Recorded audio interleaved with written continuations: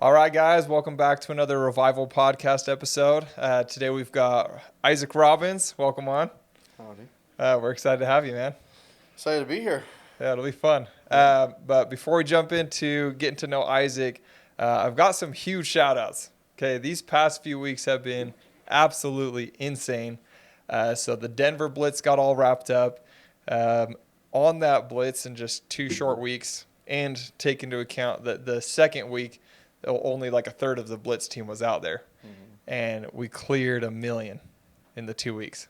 Freaking awesome. So everyone that was out there, way to go. Pat yourselves on the back. We did, I think it was like 1.1 something million. So that was awesome. On that Blitz, Isaac, you cleared, what'd you clear? Let's see. Have it in here. I can look it up. 350. Bro, yeah, 350, just over 350. That's awesome.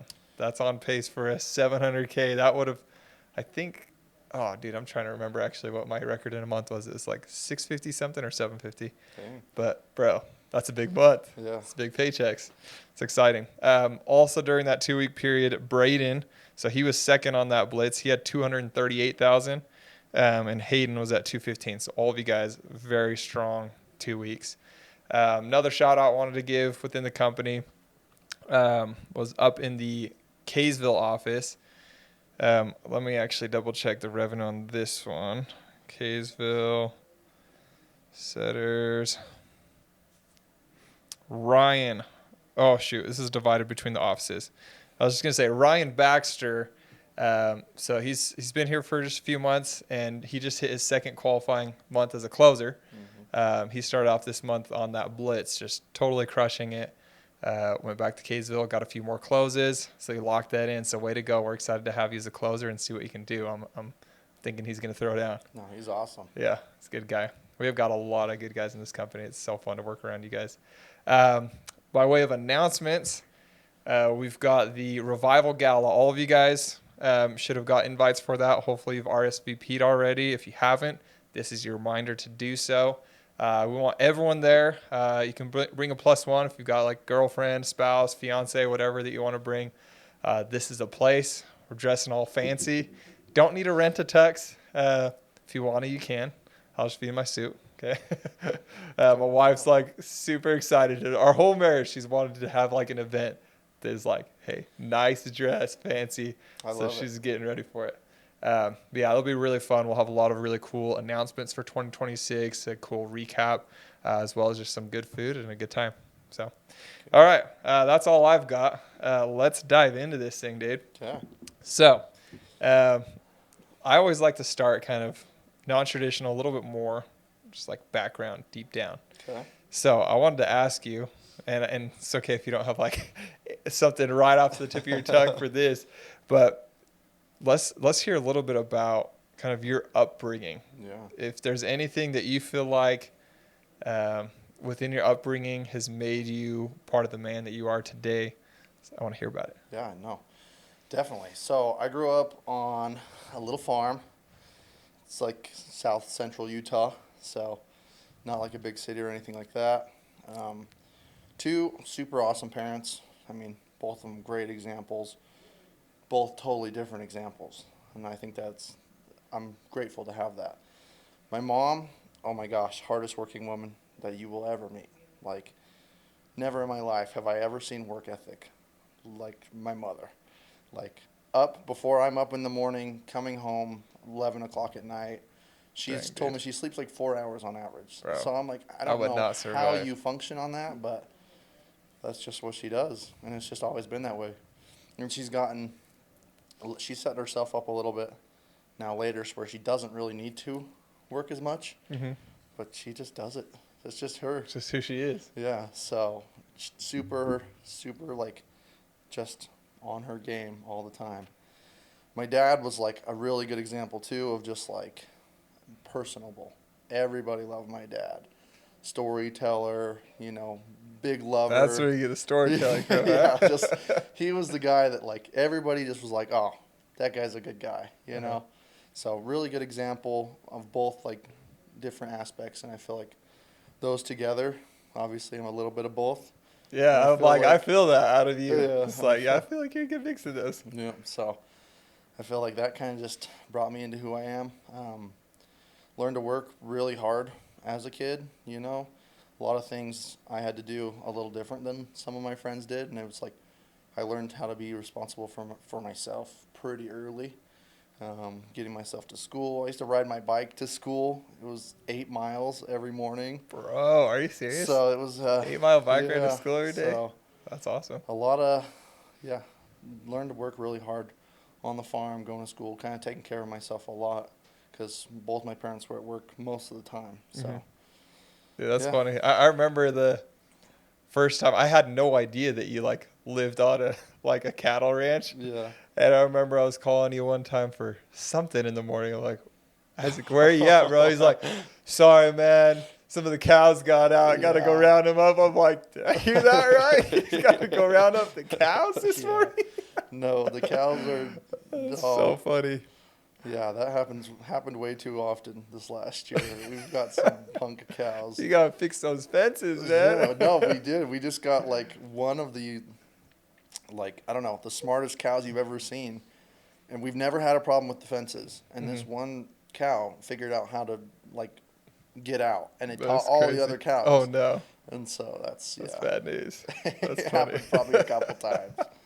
So awesome. So that's cool. That sounds like you have really awesome parents. That makes a huge difference growing up.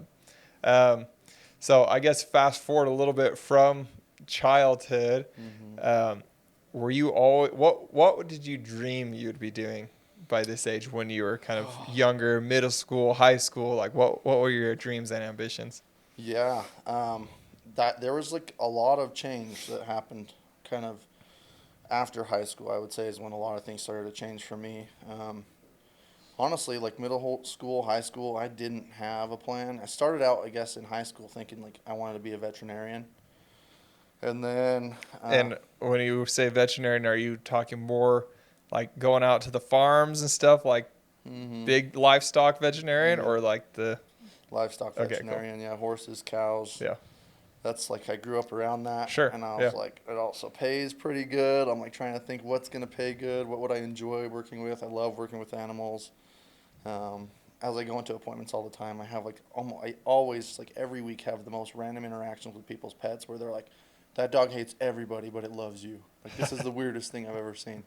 But yeah, started out as wanting to be a veterinarian. Started doing it. I've never been a school guy. I barely got out of. had like a 3.0, so I wasn't like horrible, but definitely not like an honor student by any means. And then I was like, yeah, that's a lot of school, and I don't think that's gonna be for me. But I did go to college for agricultural business, and so still staying in that field, kind of working on some of those classes, while I was like trying to figure out what it is I want to do. Okay. So went into college. That definitely affirmed not a great school person.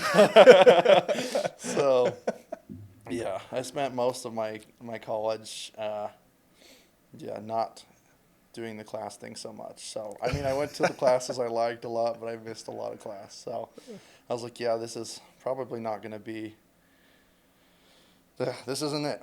So, I also was like in that time period, kind of like through college, started hanging out with probably not the best examples, doing some things that I probably shouldn't be doing. Kind of was honestly just not a very good version of myself at the time. So kind of a bum, honestly. Playing like video games, hanging out with friends all night. No real idea of the future. So that's kind of where I was there. And then I was like, okay, well, I have no plan for my life. I don't know what I'm going to do. And so I just I met with an Army recruiter. And I was like, well, at least I'll go serve my country, Right.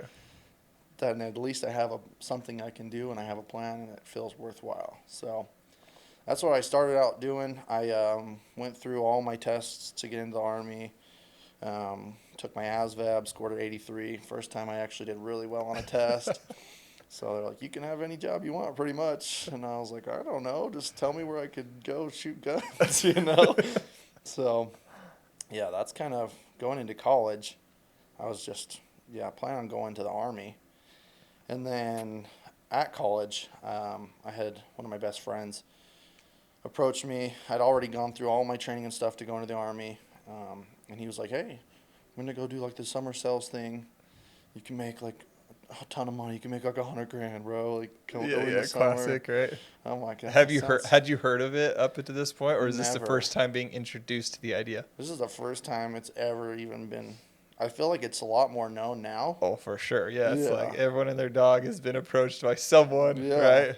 Yeah, I had never heard of the whole door-to-door thing. This was for pest control. I didn't know what pest control was. I've never used pest control. Right. So I was like, we're going to go take care of some bugs in Florida. That sounds kind of cool. So I was like meeting with him, meeting with my Army recruiter. And I remember getting the call like in a McDonald's parking lot from my recruiter. And he's like, hey, I got one more paper. I can have you out of here in 2 weeks for basic. And I was like, well, I'm thinking about doing something else right now, actually. Uh-huh. And they're taught to recruit too. Sure, He's yeah, trying he's to a overcome recruiter rejection. too. He's trying to close me now. But I'm like, yeah, give me the night. So that's when I was like, okay, we're going to go do summer sales, I guess. Go out for a summer in Florida. Wow. So yeah, what swayed you from doing the Army thing to doing the sales? It's just your... I was just trying to go for the funnest option at that time. I mean, it sounded fun. I got to go to Florida, never been to Florida, with friends, and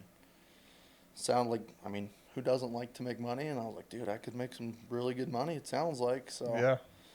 I was like, yeah, let's go try it out. So That's awesome. yeah. So before we dive too much into the sales portion of the talking here, I'm actually curious about something you talked about. So you said that you started hanging out with some friends that were just like probably not the best influence, making choices you shouldn't have made, and just like not being the best version of yourself. Right. Was this buddy that recruited you one of those buddies that was like not the greatest influence on you, or which guy is this? No, he's a great influence. Yeah, no. Okay. So he wasn't involved in any of that stuff. He often made fun of me, like, "Oh, you freaking idiot! What are you doing?" You know? So Cool.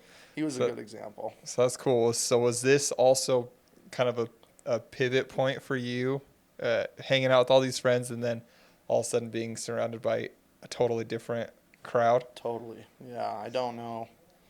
I really have no idea who I would be today had I not started surrounding myself with better people, because it just was not. I mean, some of the friends that I was with in that time ended up like getting really into some hard drugs, like in rehab, like full bankruptcy, lost their truck, living on the street.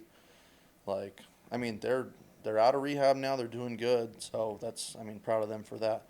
But like, just to see that like life could have been totally different had I continued to hang out with the same people I was and not changed my trajectory. Honestly, like, I'm just super grateful for that, because it wasn't like, I guess I made the choice, but I was pretty lucky too. Yeah, because it could have gone either way at that for time. sure. Yeah, it's always scary, but also like makes you so grateful to look back at your pivot points in your life. It's like, whoa, freak, dude.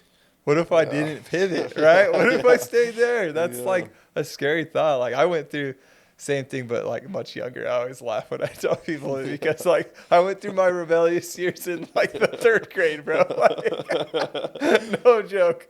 You probably can't even imagine me as a rebellious person, just because I've always been, known as kind of the guy that's just like, straight shooter. Yep. But yeah, dude, 3rd grade, I was like the bad kid on the playground. I was out there. Told me, watch out for that guy. Out there cussing up a storm, doing all the bad stuff. I beat up a kid. I got suspended once. Like, yeah, and I look now at those friends that I was surrounded with, and I look at where most of them are today, and it's like not good, not good places. Yeah. And I remember specifically like being intentional. I'm like, you know what? I don't feel right doing what I'm doing, hanging out with the people I'm hanging out with. So I just like pretty much exiled myself from everyone. I didn't like have any friends for a while until I found new friends eventually. That was a hard thing to do. And it's funny, you're right. I'm just in 3rd grade, but nonetheless, I still went through that, and like I'm grateful for that. Yeah. Grateful to have done that, so I could feel the difference and see the difference and see the 2 different paths. Yeah, I feel like I've definitely explored both sides there. Yeah, my For third grade sure. self maybe didn't explore that path as deep as you got That's okay. to. No, yeah. I got in a little bit of trouble in high school. I was a little bit of Yeah. I was pretty, yeah. Could have definitely gone down a not so good path. So. That's good. Well, we're glad you are where you are today, man. Me too. Yeah. Me too. Um, cool. Well, yeah, let's kind of dive in. So tell us about that first summer. What was like your first experience with door to door like? Was it freaking awesome, or were you like, man, this sucks? Or yeah, Yeah. tell us about it. It was exciting. Like showing up Florida again, like, oh, it's sunny here. Like it was so fun. I was super like I got really lucky because I've seen being in the industry, Mm-hmm. who you're around, especially in your first year, is really your deciding factor on like where you end up, if you actually end up like going and making this a career, or it's like Right. it's just a summer thing and you're done. Right. So I was super grateful. I had awesome leaders with great habits, great discipline, like leading from the front that entire summer. I had a Golden Door winner on our team, like throwing Nice. down every day. Nice. That's awesome. So it was like I had a great atmosphere to show up to, and they really did a good job. And so yeah, I showed up. I remember like going out my first day, and I was like, just I've been practicing all Mm-hmm. my pitch forever. This is the first time just Yeah. going and knocking it, and I remember like I think it was like 4 doors in, knock on this lady, Cindy Ventura, and freaking signed her up. I was like, oh, there it is. That's it. That's the whole thing right there. And so for the rest of that summer, my name dropped, Cindy Ventura. She was always there, bro. So that was my name. All the way across town. You know, Cindy Ventura up Yeah. the street. Yeah. That's So hilarious. that was my name I stuck to. Oh, that's awesome. Yeah, I got 2 on my first day.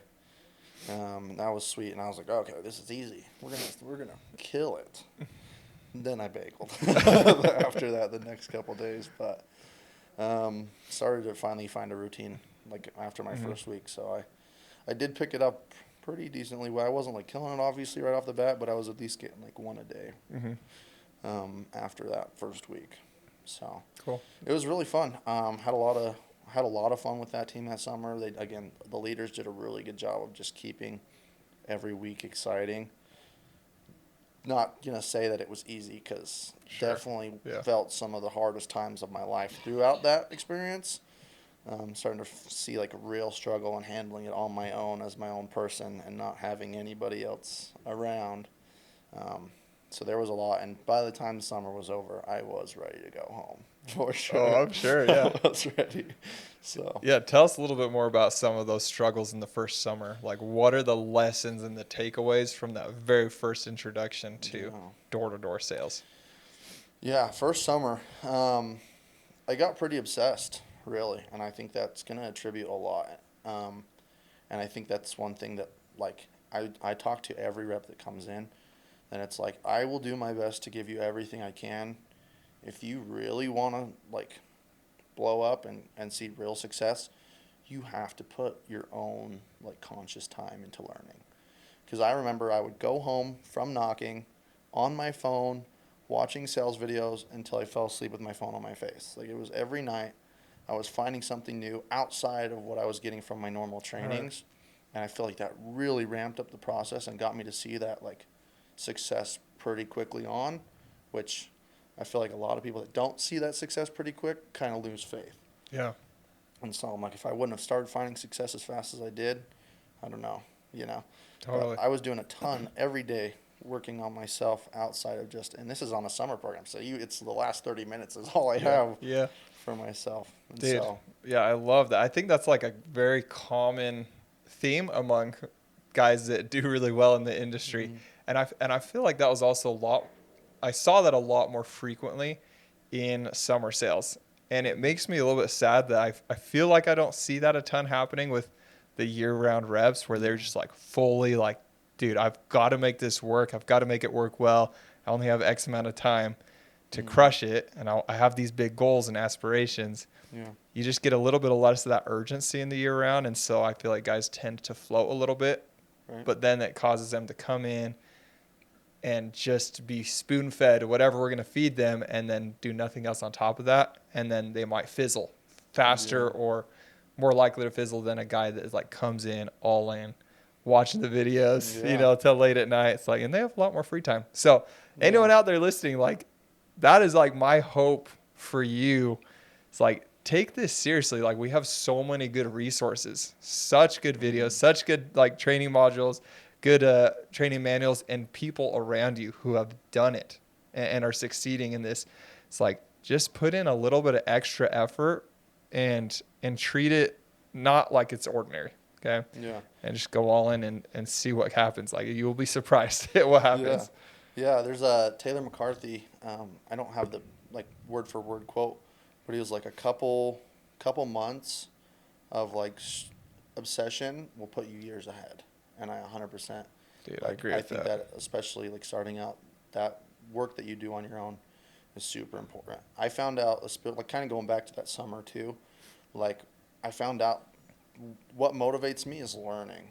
Like I am actually, even though I hated school, I enough. know it sounds funny, but I hated school, but and if you talk to my family too, they're like, yeah, you've always been that way.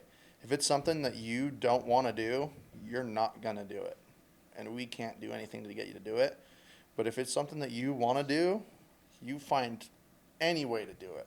Like all my friends call me like the MacGyver because I was like, if I want to build something, I'm gonna build it. Like for my agriculture class, I got super obsessed with aquaponics. No, I had no money, but I'm like picking up swimming pools, going to job sites and getting like old pieces of PVC, and I made my own aquaponic system. Dude, that's sick. So it was pretty sweet. What's aquaponics? Aquaponic. It's like, so when you is that where you grow stuff out of grow pipes? plants, but you have fish that feed the plants. Oh, whoa. So the water goes from the fish into the plants. You feed the plants. They filter the water. It goes back to the fish. So interesting. It's a That's whole cool. closed loop like ecosystem that you That's make. sweet. So that was my senior project for my agriculture class but I loved it, and I just found a way to build this thing, even though I'm pretty much just found everything I needed to build it and just did all that on my own. And people are like, holy cow, how do you do this? Like, I know grown adults that couldn't go build an aquaponic system to this day. That's really cool. But yeah, I definitely get when there's something that I want to do, I pour myself into it. So that summer, I found that learning was my biggest motivator. When I was having really hard days, I would go pull up the training manuals that we have, and I just picked one person really. I was like, this guy is probably the most similar to me, and I'm just going to copy his pitch word for word. I'm going to lead, every time I'm having a hard day, I just pulled up his pitch, and I listened to it. I'm like, let's go try that. Then I get out and I go. Yep. And that, I feel like that little bit of training every day on the doors also, really helped things click. Dude, yeah, that is pro tip right there. It's on the doors, get a few rejections. Man, I'm just not feeling it today. What's going on? Mm-hmm. Go watch someone else do their pitch. It's that's it. That's it. Yeah. Let me try that. Watch it, copy it. Watch it, copy it until you can get through those things that you're struggling with. Mm-hmm. It works. Yeah. I did that plenty of times. Yeah, I also would record my own pitch, and I always have reps do this. I say, record your pitch and send it to me, but listen to it first. Mm-hmm. And oftentimes, before they even send it to me, they're like, this is what I did wrong. And I'm like, Yeah. And so, I had a recording of myself on, a bad day, and I remember, first, really good day I had. Mm-hmm. I'm like, I got to record my pitch. So I record myself, pitching myself on the phone.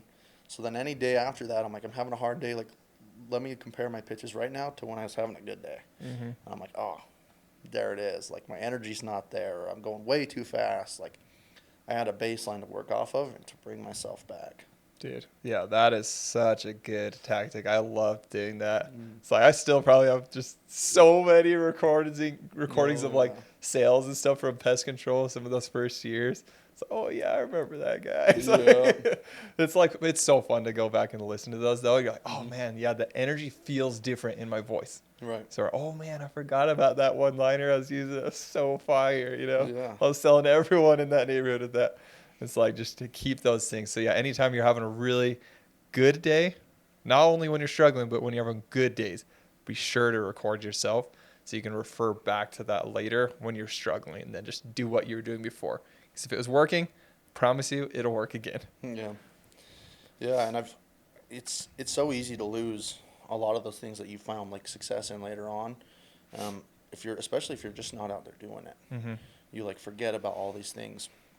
And so then I like go out with reps, and I'm like, oh, here's this, totally forgot. And then the next Yeah. day I'm like, okay, everybody, Yeah. this, you know. Yeah. Because and I keep now like as I've started to like run teams, lead teams, like I actually have notes and pages of different things that have worked. But I wish like I had been keeping that the whole time Yeah. because there's so many things that I remember now, like even to this day from years ago. But I'm like, oh, I used to do this and it worked. So, but I would suggest like writing when things work, write it down and keep it somewhere. Keep like a file of just like trainings for yourself or things I've taken away. Yeah. That's powerful. Love that. Cool. Thanks for sharing that. Yeah. So that's awesome. So you had a pretty decent first summer. I'm curious, what did you finish your summer at? 300K. Dang. Yeah. That was a good first summer, dude. Yeah. That's awesome. Yep. So it was pretty good. Up there for rookies for sure. Yeah, that's actually Um, fire. Did it in 300K. a little over 3 months, like 3.5 months. Wow, dude. Were you So- like top rookie on your team, or? Yeah, I was That's crushing. like, dude, you way crushed it. That was Yeah. like way more than I did in my first summer. That's for sure. Yeah, I can't. I'm pretty sure it was summer one. I towards the end of my summer, I actually started catching up with my leaders and throwing it down. I mean, yeah, that's And a so massive summer, It dude. was fun. I remember I had a 40 week, and I was like, that was sweet. I'm Dang, like 40 cells in a week. That was my first time like that's huge. hitting a milestone and Mhm. being like, I'm kind of good at this. Like this is something I'm doing this. Yeah, And it was like kind of first time in my life where I was like, this is like something I'm good at. And that felt really Yeah. good. yeah, I'm sure. It's like going through all these times, like I don't know Yeah, what yeah. I'm doing, what this is. Yeah. That's fun. And- So I'm sure that was a pretty easy sell to get you coming back the next year, then, huh? Yeah. So what happened from there? Did you go do another year of pest control? did do Yeah, another kind of year. walk us through your evolution of door-to-door sales now. Yeah. So went back into second year of pest control, And what company was this for, by the way? active. Okay, you were at Aptiv. I Aptiva. can't remember. Just Aptiva? Yeah. Oh, yeah. I've already heard of Aptiva. Don't worry. Yeah, I'm yeah. like, really? Have you? Right. So yeah, that was What are you, active? Oh, yeah, we're good. active pest control. Yeah, all of it. Yeah. So yeah, I went into summer two, same group of people, same hood, same exact place. Yeah, I mean obviously a few new people, but same Sure. pillar reps there. Mm-hmm. Yeah, I actually didn't do as good my second summer as I did my first summer. It was a shorter summer, so I think it was 3 months that I was out there. Okay. This was my first taste of management too.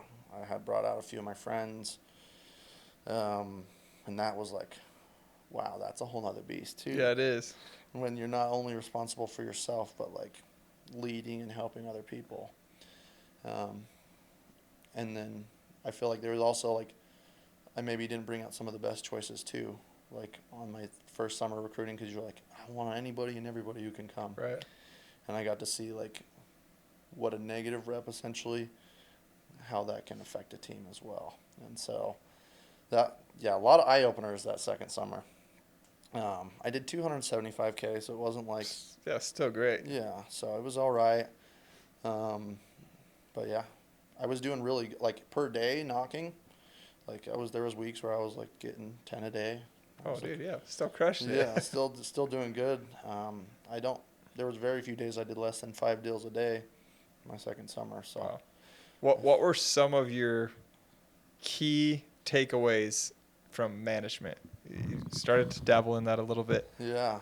And this could be actually, we could fast forward a little bit as well. Like just over your years of management, what are some of like the biggest like lessons you feel like you've learned? That's a hard one. I know, it's a packed question. I know. There's so much that comes from behind that. I mean, management is relationships. I would say that would have to be, if you had to put like one finger on it, it's like you have to have a relationship with the people around you, and you have to work. Like I'm not afraid to sound cheesy, but it's like you have to love these people. Like you can't be doing it for yourself. You have to pour in and live out of love and service if you want to be a good leader. You have to. So That's probably like the biggest thing I found. I did really try my first summer again to like influence those around me. A couple of them definitely didn't have the summer that they wanted out of that, but that's selves too. That's kind of how Yeah, it you can't goes. control it always. Yeah, you really you can't help. You know, if somebody doesn't want to get help from you, there's only so much inspiring you can do. Yeah. Yeah. How's that quote go? It's like, you can't help those who won't help themselves or Yeah. not willing to help themselves. Mm-hmm. That's one of the most frustrating things I feel like of management. Like giving them all the tools, Mm-hmm. pouring your heart and soul into them. It's like, please, like, I want you to succeed. Don't you want it as bad as I want it for you? Yeah. And then they just like don't. Yeah. It's like they say they do, but their actions do not show it, right? Yeah. And they're just sitting on the curve. They're not putting in extra hours studying or watching videos or anything outside of what you're giving them. It's like, all right, Yeah. well, Yeah, and that was again that first summer. That was like a real key takeaway. That was like, and even doing like post summer interviews with some of the reps that maybe didn't go quite as far, and they were like, "Well," I was like, "Do you think if I would have sent this person home early, that you would have done better this summer?"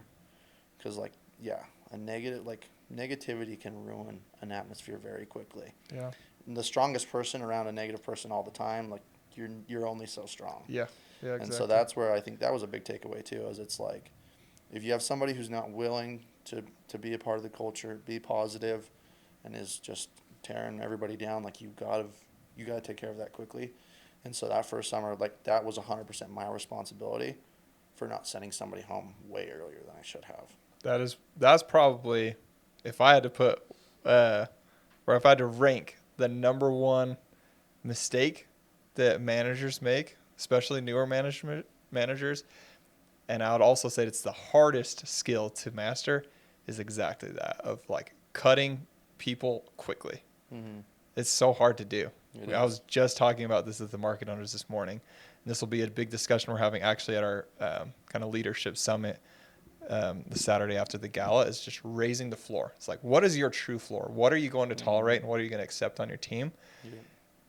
And is that actually your floor? Because if it's actually your floor, like reality is, you're going to be filtering people out a lot faster and you're going to be growing a lot faster because you're so strict. Mm-hmm. You're going to have the right people on your team, the people that you actually want there. It's just hard though, right? It's like you have people that you actually love. Mm-hmm. They're maybe your best friend, but they are not helping themselves and they're not contributing to the team. They're not meeting the minimum standards. It's like they're ultimately hurting the rest of the team, even if it doesn't feel like it, right? Yep. Or you might even have guys that are producing. They might be top producer, but in other aspects, they are below the floor of the team with negativity or, whatever it might be. It's like nonsense outside of work that's just like totally not the right culture that you're trying to build. Mm-hmm. And then it's killing everyone else's performance. And by getting rid of that top performer, you might actually still end up net positive. Well, you will, guaranteed. Yeah. Yeah. No, that's been a big learning curve as I've ran team, and again, I've had lots of hard conversations, and they never get easier. I've had reps that are like, "I want to stay," like crying, and I'm like, "That's it. Like we've tried this. You gotta go." Yeah. But yeah, those are super hard, especially when it's like they're not wanting to do it. They're making up the excuses. It's like, I'm a softie, dude. Yeah. It's hard to. It's like, sorry, it's not gonna happen. So that's been like one of the hardest things too, is just having those, like having to let people go when they're like, they love being around you, they love the team, but they're just not doing what they need to do. Yeah. And you've tried to lead, you've tried to set examples, and they still choose not to. And so, yeah. And I think a lot of that comes down to just making it systems based, to where it's like, hey, this is what we do. Are you doing these things? Mm-hmm. Okay. Should you be here? Yeah. Rather than like trying to be like, I don't like you, you gotta go. Yeah. It's like, no, here's the systems. It's very simple. Yeah. And it also is important that when you are approaching those types of conversations, that even if they feel like staying here is the best thing for them, you as a leader with a more broad view lens understand that this is actually not the best thing for them. Yeah. So that's like getting rid of them is also out of love, yeah, right? Absolutely. It's like helping them understand that. It's like, dude, I love you. Yeah. And I know you want to be here, but this is actually not the best thing for you right now. Right. Like, you got to find something else, Yeah. like where you're actually going to make money and you're going to be part of a team that you fit in with. Yeah. No, it is out of love on both sides, even though it's hard love. Yeah. But and then even that rep, like, yeah, he ended up getting out of sales, doing his own thing. Could not be more proud. He still found his own way to succeed. It was just sometimes this, like, the path that you're on, it is not for everybody, and that is totally okay. And so, yeah, super proud of him to this day. Has his own barbershop. Dude is killing it. That's Yeah, awesome. So, That is awesome. but yeah, it would have been in his best interest had I let him go earlier. Nice. So. Now tell us a little bit, because I know at some point you shifted over to solar. Mm-hmm. How'd that happen? Yeah, year 3. So I had a friend who was in alarms.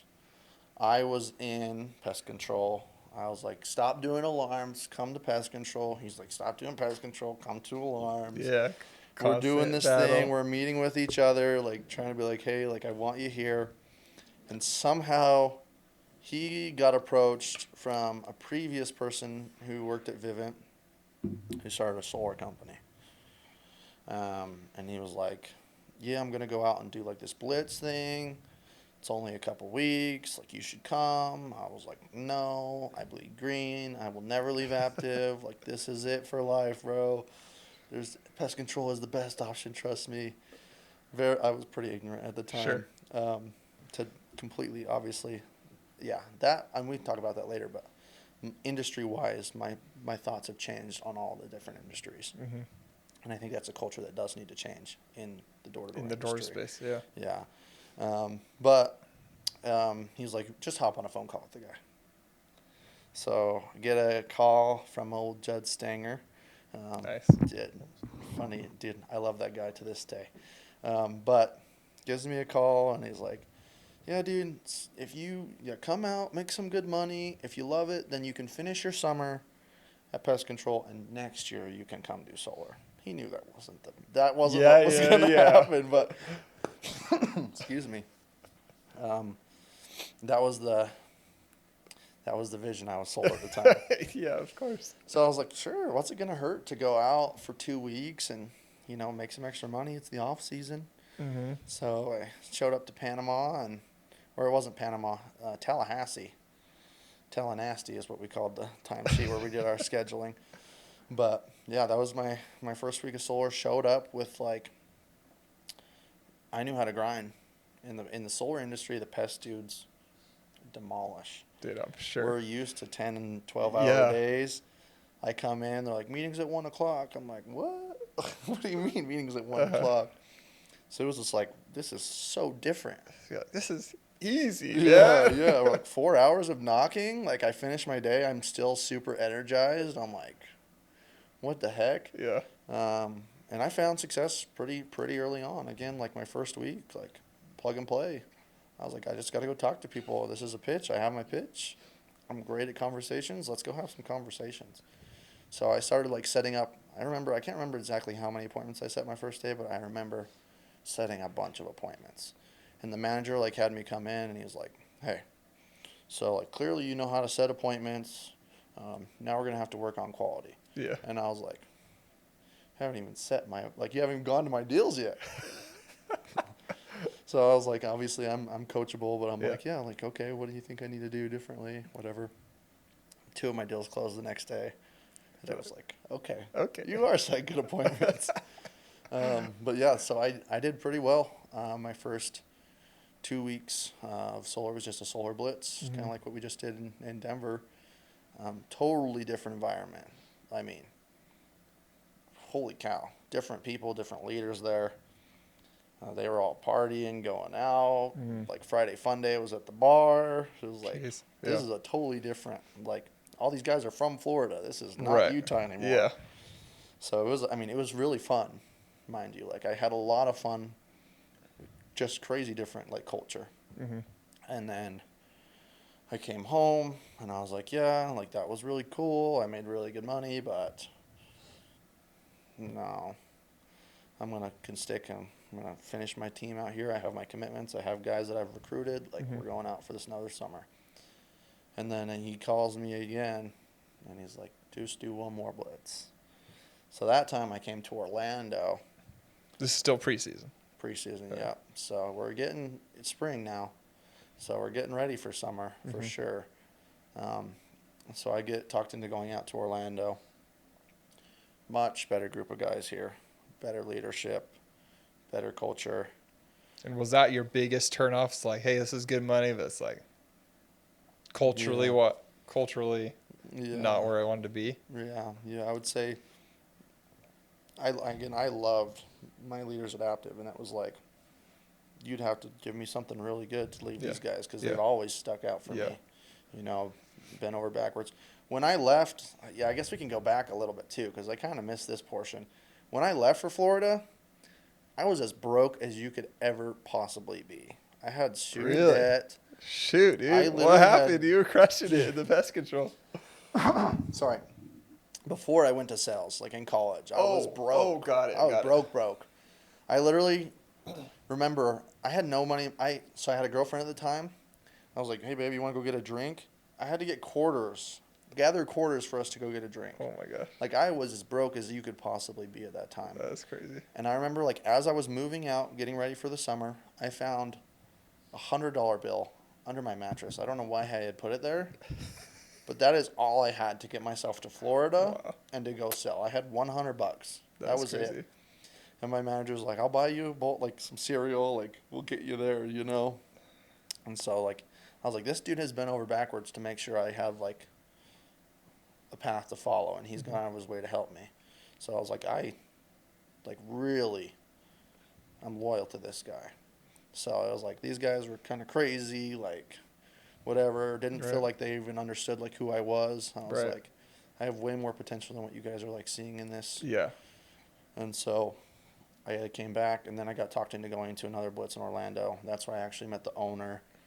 I met people that were at my previous company, opened my eyes up to a lot of things that I wasn't aware of, and I was like banking on. We love LTIP, right? Right. I found out how LTIP actually worked. That was a big eye opener for me.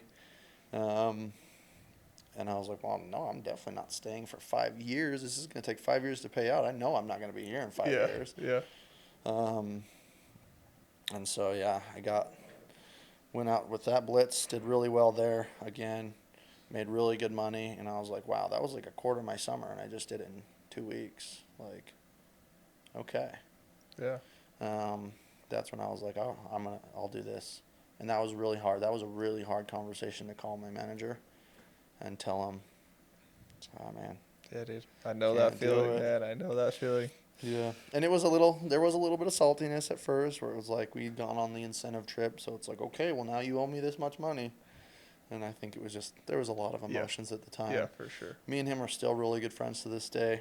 But, yeah, that was a hard turning point there to switch into solar. But that was really fun. I loved going out and doing that.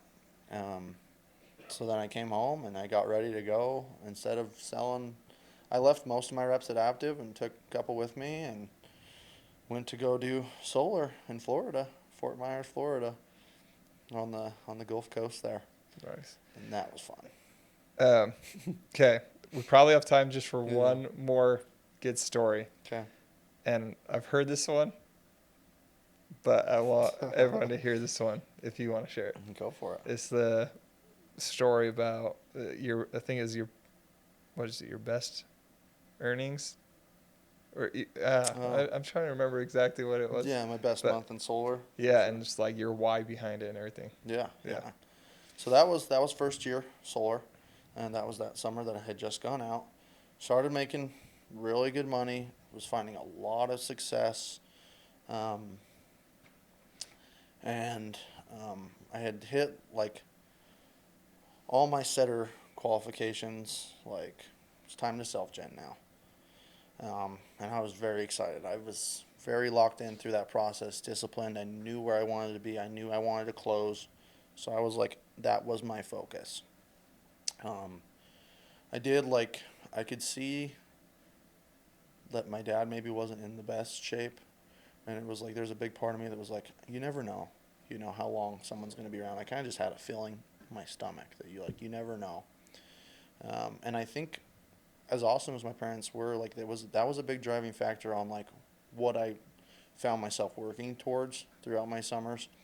Was just like I know that we always had enough, but we never had extra. We never ever did. Um, and so there was like a lot of like I wish thinking or phrasing throughout my life, and I was like I Yeah. don't want to have to wish. I don't Yeah. want that. But I do know that me and my dad like to go fishing a lot. And so we had like the most janky, like he bought it with his brother way back in the day. And they went in on it, aluminum boat. Nice. It was pretty janky, but we loved it. We loved fishing. That was like what we did. Fishing and hunting was like our time together. That's Mm-hmm. how our family still is. That's like our quality time. Yeah. If Isaac's ever not out selling, he's hunting. I am, yeah. You know that for sure. Um, so, yeah, like going into it, I was like, cool. Like if I can do really well self-genning this month, I'm going to go buy my dad a boat. And I like didn't tell anybody about it. I was just like, just put your head down and just work. And I freaking crushed it self-genning. I have never been, like I've been pretty locked in throughout my career, but I don't think I've ever been so disciplined as I was during that time period. Of just like to the minute, I had every day scheduled out. I knew what I was doing. I knew where I was going. I had reps with me. If they ever wanted to go home early, I said, get lost. I'll pick you up when it's dark. We're not going home early. That's not happening. But yeah, absolutely crushed it that month. Ended up getting that next, because with solar, it takes a little minute to pay out. All right. Next month, over $100,000 going into the bank account. That's and I was huge. like, woo. That is awesome. Yeah. 100 grand in a month. Yeah. It's like you weren't doing that in pest control. No. I never even cleared $100,000 in pest control. So, and I grinded in pest control, but never hit $100,000. So, did $100,000 in a month.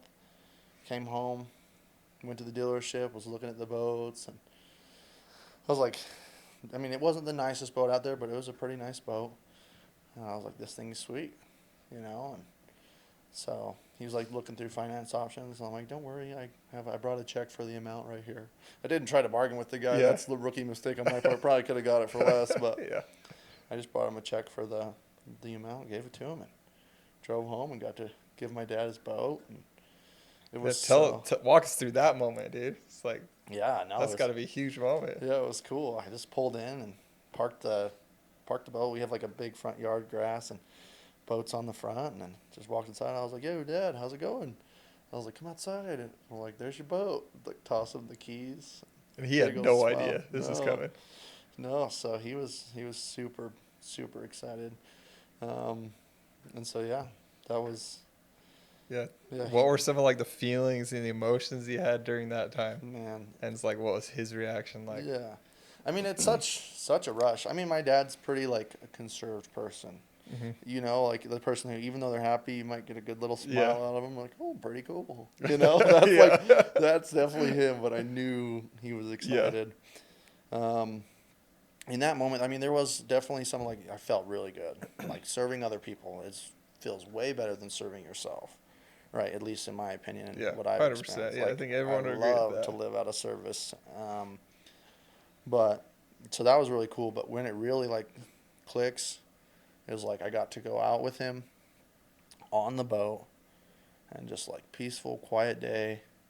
You see him just running the motors, big old smile. I got videos on my phone, but it was just like, oh, that right there, that moment, and to be able to like look back at all the work I've done. And be like, oh, that was so worth it for this. And to, like, just enjoy that moment. And to see him with, like, I know all my nieces and nephews were on the boat. And they were, like, sitting on my dad's lap while he's motoring down the lake. And it was like, oh, that feels so good. But to be able to be like, I have control to affect people's lives like this. And it's like, what a beautiful thing. Seriously. Like to be able to have abundance enough to go and affect other people's life like that, and to see how that can help and change other people. Yeah, it was fun. So we definitely spent quite a few days on the boat after that. I'm obviously going back to Florida for a lot of the times, but I am coming home every couple months or so. When we always go out on the boat when I come back. So it was later that next year into 2022. my dad ended up just randomly New Year's Day having a heart attack. No one saw it coming, no signs or anything. And it was just like, boom, you know, gone. And your life changes overnight, really. Dude, yeah, I can't even So, imagine, dude. yeah, and It's like, again, it wasn't something that anybody was prepared for at all, you know.